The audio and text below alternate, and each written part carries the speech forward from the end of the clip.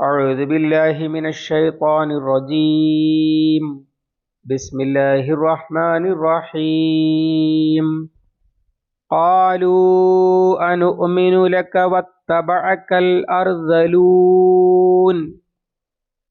قال وما علمي بما كانوا يعملون. إن حسابهم إلا على ربي لو تشعرون. وما أنا بطارد المؤمنين إن أنا إلا نذير مبين. അശ്ശുഅറാ 111-15.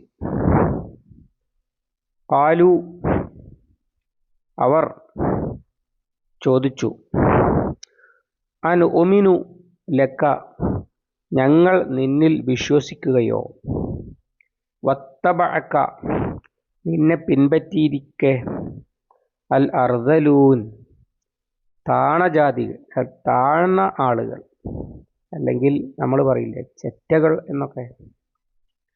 ഖാല നൂഹ് അലൈഹിസ്സലാം പറഞ്ഞു, വമാ ഇൽമി എനിക്ക് അറിയില്ല, അല്ലെങ്കിൽ എനിക്കെന്തറിയാം, ബിമാ കാനു യഅമലൂൻ അവർ പ്രവർത്തിച്ചു കൊണ്ടിരിക്കുന്നത്, അഥവാ അവരുടെ തൊഴിൽ.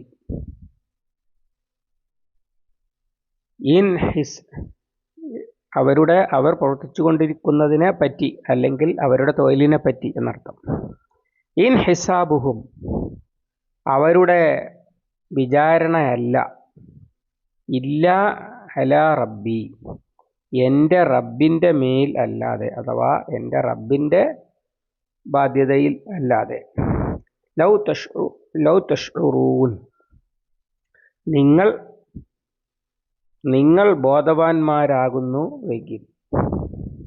വമാ അന ബിതാരിദിൻ ഞാൻ ആട്ടിയോടിക്കുന്നവനല്ല, അൽ മുഅ്മിനീൻ വിശ്വാസികളെ.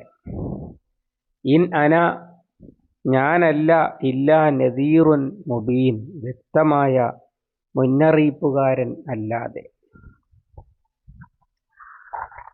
നൂഹ് അലൈഹിസ്സലാമിൻ്റെ ജനതയുടെ പ്രതികരണമാണ്. ഞാൻ നിങ്ങളോട് യാതൊരു പ്രതിഫലവും ചോദിക്കുന്നില്ല, ഞാൻ നിങ്ങളുടെ സഹോദരനാണ്, അള്ളാഹുവിനെ വിശ്വസ്തനായ ദൂതനാണ്, അള്ളാഹുവിനെ സൂക്ഷിക്കുകയും എന്നെ അനുസരിക്കുകയും ചെയ്യുവീൻ എന്നൊക്കെയാണല്ലോ പറഞ്ഞത്. അതിന് ആ ജനത പറയുന്ന ഒന്നാമത്തെ തടസ്സം, നീ പറയുന്നത് ശരിയല്ല, നിന്നെ വിശ്വസിക്കാൻ കൊള്ളൂല്ല, നീ ആണോ അല്ലേ എന്ന് ഞങ്ങൾക്ക് ഉറപ്പില്ല, ഇത് വിശ്വസിക്കാൻ കൊള്ളാവുന്ന കാര്യമല്ല നീ പറയുന്നത് എന്നൊന്നുമല്ല. നീ പറയുന്നത് സത്യമാണോ എന്ന് ഞങ്ങൾക്കറിയില്ല, അതിന് തെളിവ് വേണം, അതൊന്നുമല്ല പറയുന്നത്. കാരണം അവർക്കിടയിൽ ജീവിക്കുന്ന വിശ്വസ്തനായ ആളാണ് നൂഹ്, അവരുടെ കൂടെ ഉള്ളവൻ തന്നെയാണ്. എന്നിരിക്കെ അതിലൊന്നും സംശയിക്കാൻ കഴിയില്ല. പക്ഷേ വേറൊരു കാര്യമാണ് അവരെടുത്ത് പറയുന്നത്. അതെന്താന്ന് വെച്ചാൽ, നിന്റെ കൂടെയുള്ളത് ആരാണ്? തനിച്ചെറ്റകളാണ്. അർദലു എന്ന് പറഞ്ഞാൽ അതാണല്ലോ, മലയാളത്തിൽ അതിനാണ്. ചെറ്റ എന്ന് പറഞ്ഞാൽ എന്താണ്?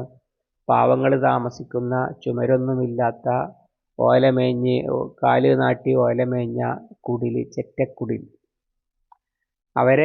അവരെ ആക്ഷേപിക്കാൻ വേണ്ടി, അല്ലെങ്കിൽ അവരുടെ സ്വഭാവം എന്ന് ആക്ഷേപിക്കാൻ വേണ്ടി മലയാളത്തിൽ ഉപയോഗിക്കുന്ന വാക്കാണ് ചെറ്റ, ചെറ്റത്തരം എന്നൊക്കെ. യഥാർത്ഥത്തിൽ അത് ഉപയോഗിക്കാൻ പാടില്ലാത്ത വാക്കാണ്. കാരണം പാവങ്ങളുടെ സ്വഭാവം എന്നാണ്. എന്നാൽ പാവങ്ങളുടെ സ്വഭാവത്തിന് ചില പ്രത്യേകതകൾ ഉണ്ടാകും. അവർക്ക് ഇപ്പോൾ ചെറിയ കാര്യങ്ങളിൽ ഒന്നും എപ്പോഴും വിട്ടുവീഴ്ച ചെയ്യാൻ കഴിയില്ല.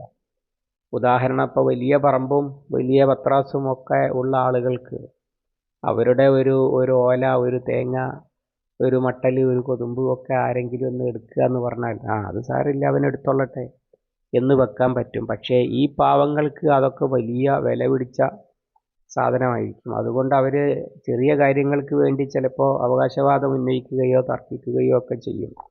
അത്തരം സംഗതികൾ പറയുമ്പോഴാണ് മലയാളത്തിൽ ചെറ്റത്തരം എന്ന വാക്ക് ഉപയോഗിക്കുന്നത്. അതിൻ്റെ കാരണം അത്തരം അത് വെച്ചിട്ട് അളക്കുകയാണ് അവരെ. അവർ മാന്യരല്ല, അവർക്ക് ബുദ്ധിയില്ല, അവർ ചിന്തിക്കാൻ കഴിയില്ല, അവരുടെ കൂടെ ജീവിക്കാൻ കഴിയില്ല, അവർ വളരെ മോശക്കാരാണ് എന്നൊക്കെയുള്ള ഒരു പരികൽപ്പന മുൻവിധി വെച്ചുകൊണ്ടാണ് നിലവാരം കുറഞ്ഞ വർത്തമാനം പറയുന്നവരെ ആളുകളെയൊക്കെ ചെറ്റത്തരം എന്നൊക്കെ ആക്ഷേപിക്കുന്നത്. യഥാർത്ഥത്തിൽ ഇവിടെയും അതുതന്നെയാണ് വിഷയം. നൂഹ് അലൈഹി സ്വലാമിൻ്റെ കൂടെ കൂടിയ ആളുകളൊക്കെ തനി ലോ ക്ലാസ്സാണ് എന്ന് അവർ ആക്ഷേപിക്കുകയാണ്. അതുകൊണ്ട് തന്നെ അങ്ങനെയുള്ളവരൊക്കെ നിന്റെ കൂടെ ഉണ്ടായിരിക്കെ നിന്നെ ഞങ്ങൾ എങ്ങനെ അംഗീകരിക്കാനാണ്? ഇത് മക്ക മുശ്രിക്കുകൾ നബി സല്ലല്ലാഹു അലൈഹി വസല്ലമയോടും പറഞ്ഞിരുന്നതാണ്. ബിലാൽ, അമ്മാർ, യാസിർ, സുമയ്യ ഇങ്ങനെയൊക്കെയുള്ള പാവങ്ങളായിരുന്നു നബി സല്ലല്ലാഹു അലൈഹി വസല്ലമയുടെ കൂടെ ഉണ്ടായിരുന്നത്. അവരുടെ ഖുറൈശികളുടെ ആവശ്യവും ഇത് തന്നെയായിരുന്നു, ഞങ്ങളൊക്കെ അങ്ങോട്ട് വന്നോളാം, പക്ഷെ എന്ത് വേണം, ആദ്യം ഈ പാവങ്ങളെ ആയ ആളുകളെ, സാധുക്കളെയൊക്കെ ഒന്ന് മാറ്റി നിർത്തണം, ഞങ്ങൾക്ക് കടവെക്കുന്ന ആളുകൾ കൂടെ മാത്രമേ ഞങ്ങൾക്ക് ഇരിക്കാനും ഞങ്ങൾക്ക് വരാനും കഴിയുള്ളൂ എന്നൊക്കെയുള്ള ആക്ഷേപം അവർ ഉന്നയിച്ചിരുന്നു. എന്നാൽ മറ്റൊരു വസ്തുത അതിലുള്ളത്, എല്ലാ കാലത്തും നബിമാരുടെ കൂടെ കൂടിയത് ആ സമൂഹത്തിലെ പാവങ്ങളായ മനുഷ്യന്മാരായിരുന്നു. ഈസാ നബി ഇസ്ലാമിൻ്റെ കൂടെ ഹവാരികൾ, മുഹമ്മദ് സല്ലല്ലാഹു അലൈഹി വസല്ലമയുടെ കൂടെ പാവങ്ങൾ, അതുപോലെ നൂഹ് നബിയുടെ കൂടെ അർദലൂൻ എന്നൊക്കെ പറയുന്നത് ഇതാണ്. എന്താ കാരണം? അതിന് രണ്ട് കാരണമുണ്ട്. അതിലൊന്ന്, ഈ പാവങ്ങൾക്ക് സ്ഥാനം പോകുമോ, മാനം പോകുമോ, അധികാരം നഷ്ടപ്പെടുമോ എന്നൊന്നും ചിന്തിക്കാനില്ല. പകരം സത്യമെന്ന് ബോധ്യപ്പെട്ടത് അത് അംഗീകരിക്കുകയേ വേണ്ടൂ. അല്ലാതെ ഇത് അംഗീകരിച്ചാൽ എൻ്റെ സ്ഥാനം പോകുമോ എന്നൊന്നും ചിന്തിച്ച് നിൽക്കാനുള്ള ആവശ്യമില്ല അവർക്ക്. ഒന്നാമത്തത്. രണ്ടാമത്തത്, ഒരു സമൂഹം ചീത്തയാകുമ്പോൾ ആ സമൂഹത്തിലെ ഏറ്റവും പാവപ്പെട്ട മനുഷ്യരാണ് അതിൻ്റെ ഏറ്റവും ദുരിതം അനുഭവിക്കുക. അതുകൊണ്ട് തന്നെ അതിൽ മാറ്റം വരണം, ഇതൊന്ന് മാറണം എന്ന് ആദ്യം ആഗ്രഹിക്കുന്നവരും അവരാണ്. നമ്മളെ സംബന്ധിച്ചിടത്തോളം ഇപ്പം സാമ്പത്തിക മാന്ദ്യം അല്ലെങ്കിൽ അഴിമതി മൂലമുള്ള ഉണ്ടാകുന്ന സാമ്പത്തിക പ്രയാസങ്ങൾ, വിലക്കയറ്റം, പെട്രോളിൻ്റെ പ്രശ്നം, ഇങ്ങനെയൊക്കെ എന്തൊക്കെ ഉണ്ടല്ലോ. ഇതിലൊക്കെ വല്ലാതെ ഇടങ്ങേറാവൽ ആരാണ്? അത് അന്നത്തെ അധ്വാനം കൊണ്ട് ജീവിക്കുന്ന വളരെ കഷ്ടപ്പെടുന്ന മനുഷ്യരാണ്. കാരണം അവർക്ക് സാമ്പത്തിക മാന്ദ്യം എന്ന് പറഞ്ഞാൽ അത് വലിയ കാര്യമാണ്. വൻകിടക്കാർക്ക് സാമ്പത്തിക മാന്ദ്യം എന്ന് പറഞ്ഞാൽ എല്ലാ മാസവും കിട്ടുന്ന ലക്ഷങ്ങളോ കോടികളോ, അതിലൊരല്പം എല്ലാ മാസവും കിട്ടുന്ന കോടികളിൽ ഏതാനും ലക്ഷങ്ങൾ കുറഞ്ഞു എന്ന അർത്ഥമുള്ളൂ. അല്ലാതെ അവരുടെ അടുപ്പിൽ തീ പുകയാതിരിക്കുകയില്ല. അതേസമയത്ത് സാമ്പത്തിക മാന്ദ്യം എന്നത് ഈ പാവങ്ങളായ ആളുകളെ സംബന്ധിച്ചിടത്തോളം അവർക്ക് ജോലി ഇല്ലാതെയാകുക, അവരുടെ പണം വയറ്റിപ്പഴപ്പിന് തികയാതിരിക്കുക, അവരുടെ അടുപ്പിൽ തീ പുകയാതിരിക്കുക, ഇങ്ങനെയൊക്കെയുള്ള വലിയ ഗുരുതര യാഥാർത്ഥ്യങ്ങളാണ്. അതുകൊണ്ട് തന്നെ മാറണമെന്ന് അവർ വല്ലാതെ കൊതിക്കും. അപ്പോഴാണ് മാറ്റത്തിനുള്ള വഴി തുറന്നുകൊണ്ട് അള്ളാഹുവിൻ്റെ റസൂലുമാർ വരുന്നത്. ഉടനെ അവർ ഇവരുടെ കൂടെ കൂടും. മറ്റൊന്നും ആലോചിക്കേണ്ടതില്ല. ഇത് സത്യമാണ് എന്ന് ബോധ്യപ്പെട്ടാൽ മതി. വിശ്വസ്തനാണ് പറയുന്നയാൾ മുഹമ്മദ് സല്ലല്ലാഹു അലൈഹി വസല്ലമയാണ് എന്നറിഞ്ഞതോടുകൂടി ബിലാൽ റളിയല്ലാഹു അൻഹുവിന് പിന്നെ ഒന്നും ആലോചിക്കാനില്ല. അതാണ് ഇങ്ങനെ എല്ലാ സമൂഹത്തിലും അങ്ങനെയാണ് ഉണ്ടായിട്ടുള്ളത്. എന്നിട്ട് അവര് അവിടെ ഉണ്ടായിരിക്കെ ഞങ്ങൾ എങ്ങനെ നിന്നെ വിശ്വസിക്കാനാണ് എന്ന തരത്തിലാണ് പ്രമാണി പ്രഭുവർഗത്തിൻ്റെ ചോദ്യം, മലഇൻ്റെ ചോദ്യം. നൂഹ് അലൈഹി സ്വലാമിൻ്റെ മറുപടി, ഖാല വമാ ഇൽമി ബിമാ കാനൂ യഅമലൂൻ. രണ്ട് തരത്തിൽ പണ്ഡിതന്മാർ അതിനർത്ഥം പറഞ്ഞത് കാണാൻ കഴിയും. ഒന്ന്, അവർ എന്തിനു വന്നതാണ് എന്ന് എനിക്കറിഞ്ഞുകൂടാ, അഥവാ അവരുടെ ഉള്ളിലിരിപ്പ് ചൂതു നോക്കുന്നവനല്ല ഞാൻ എന്നാണ്. അല്ലെങ്കിൽ അവരുടെ ജോലിയാണ് ഇവരുടെ പ്രശ്നം, തോട്ടിപ്പണി ഇങ്ങനെ തുടങ്ങി മേലാളന്മാരുടെ തന്നെ ആവശ്യമായ താഴ്ന്ന ജോലികൾ. അങ്ങനെയാണ് നമ്മുടെ സമുദായത്തിൽ പോലും കാണാം. ഒരാൾ അയാളുടെ താടിയും മുടിയും സ്വയം വെട്ടിയാൽ ഒരു കുഴപ്പമില്ല, അതൊരാൾ വെട്ടിക്കൊടുത്താൽ അവൻ താണജാതിയാണ്. കക്കൂസ് സ്വയം വൃത്തിയാക്കിയാൽ ഒരു കുഴപ്പമില്ല, അത് വേറൊരാൾ വൃത്തിയാക്കി കൊടുക്കുകയാണെങ്കിൽ അവൻ താണജാതിയാണ്. ഈ ജാതി വിഡിത്തം. അതുകൊണ്ട് അവർ ചെയ്യുന്ന ജോലി എന്താണ് എന്ന് എനിക്കറിഞ്ഞുകൂടാ. അഥവാ ഇതിൽ ചേരേണ്ടവർ ഇന്ന ഗ്രേഡ് ഉള്ളവരായിരിക്കണം, ഇന്ന ജോലി ചെയ്യുന്നവരെ ഇതിൽ പ്രവേശിപ്പിക്കുകയില്ല എന്നൊന്നും ഞാൻ പറഞ്ഞിട്ടില്ല. അതൊന്നും ഞാൻ നോക്കുന്നില്ല, ഞാൻ അറിയുന്നില്ല എന്നർത്ഥം. അല്ലെങ്കിൽ എനിക്കെന്തറിയാം, ആരറിയുന്ന, അവരുടെ ജോലി എന്താണെന്ന് ആര് ചോദിക്കുന്നു എന്നർത്ഥം. ഇൻ ഹിസാബുഹും ഇല്ല അല റബ്ബി. അവര് ആത്മാർത്ഥത ഉള്ളവരാണോ, അതല്ല അവര് എന്തെങ്കിലും കണ്ടിട്ട് വന്നതാണോ? അങ്ങനെയാണല്ലോ. ഇപ്പോൾ നമ്മളൊക്കെ വലിയ വിവാദം നടന്നുകൊണ്ടിരിക്കുകയാണ്. സമരം ചെയ്യുന്ന ആളുകൾ അവർ ഫ്രീ ചോറ് കിട്ടാൻ വേണ്ടി പോയതാണ്, ഇങ്ങനെയൊക്കെയാണല്ലോ പറയുന്നത്. എന്നതുപോലെയുള്ള ആക്ഷേപമാണ്. ഇവർ നൂഹിൻ്റെ കൂടെ കൂടിയിരിക്കുന്നത് അവർക്ക് എന്തൊക്കെയോ കിട്ടും, അതുകൊണ്ടാണ്, അത് അല്ലാതെ ആത്മാർത്ഥമായിട്ടൊന്നുമല്ല എന്ന് പരിഹസിക്കുകയാണ്. അതിനൊക്കെ അള്ളാഹുവിൻ്റെ മറുപടി, അല്ലെങ്കിൽ നൂഹ് അലൈഹി ഇസ്ലാമിൻ്റെ മറുപടി, ഇൻ ഹിസാബുഹും ഇല്ല അലാ റബ്ബി. അവർ ആത്മാർത്ഥമായിട്ടാണോ അതല്ല അവർ തട്ടിപ്പിനാണോ എന്നൊക്കെ അള്ളാഹുവിന് നന്നായിട്ട് അറിയാം. തുടർന്ന് പറയുന്നത് ലൗ തഷ്ഉറൂൻ എന്നാണ്. നിങ്ങൾക്ക് ബോധമുണ്ടെങ്കിൽ എന്താ പറയണത്?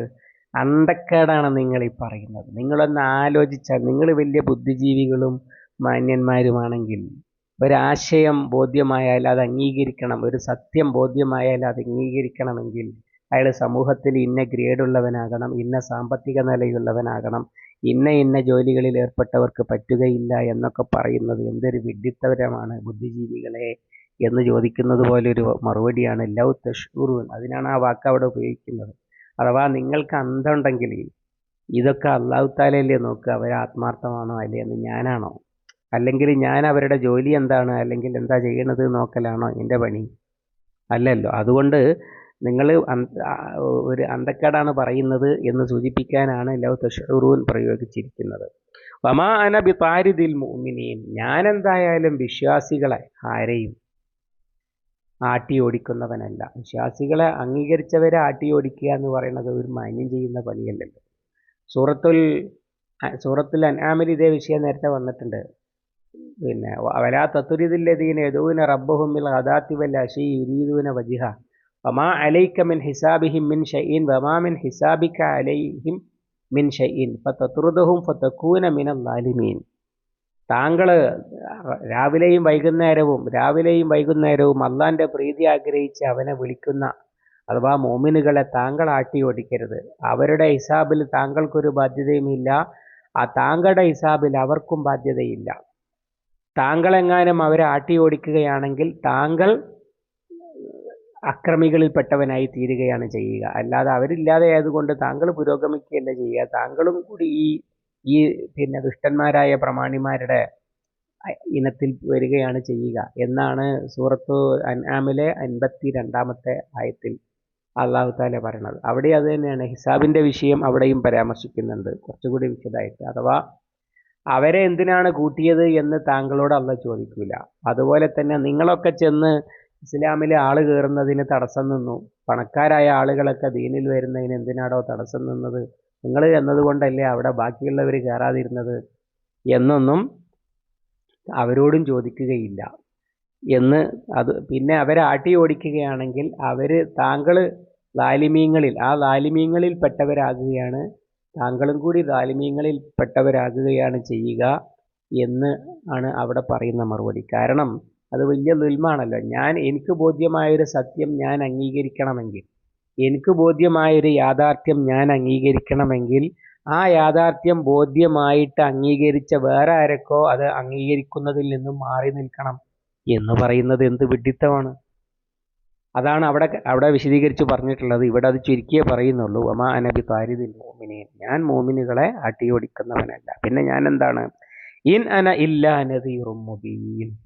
ഞാൻ വ്യക്തമായ മുന്നറിയിപ്പുകാരൻ അല്ലാതെയല്ല. അഥവാ അങ്ങനെ തന്നെയാണ്, ഞാൻ വ്യക്തമായ മുന്നറിയിപ്പുകാരൻ മാത്രമാണ്.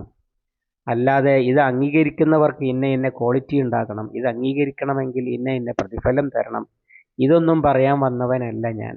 പകരം ഞാൻ ഇങ്ങനെയുള്ള യാഥാർത്ഥ്യത്തെക്കുറിച്ച് എല്ലാവർക്കും, പണക്കാർക്കും പാവങ്ങൾക്കും മേൽജാതിക്കും കീഴ്ജാതിക്കും അങ്ങനെ സകല മനുഷ്യർക്കും ഒരുപോലെ മുന്നറിയിപ്പ് നൽകുന്നവൻ മാത്രമാണ് ഞാൻ. അല്ലാതെ വന്നവരെ ഐറ്റം തിരിക്കുന്ന പരിപാടിയൊന്നും എനിക്കില്ല എന്ന് നൂഹ് അലൈഹിസ്സലാം തീർത്തു പറഞ്ഞു. അല്ലാഹു സുബ്ഹാനഹു വ തആല അവൻ്റെ കലാം ശരിയായി മനസ്സിലാക്കുവാനും പാഠങ്ങൾ ഉൾക്കൊള്ളുവാനും ജീവിതത്തിൽ പകർത്തുവാനും സമൂഹത്തിൽ പടർത്തുവാനും നമുക്ക് തൗഫീഖ് നൽകി അനുഗ്രഹിക്കുമാറാവട്ടെ.